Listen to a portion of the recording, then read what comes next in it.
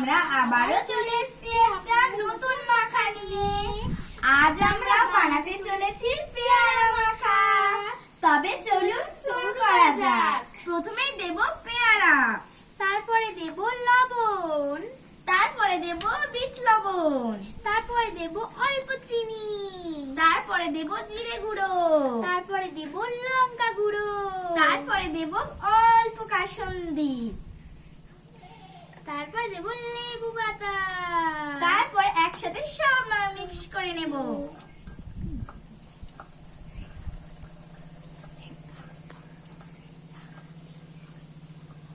চলুন এবার টেস্ট করে বলা যাক।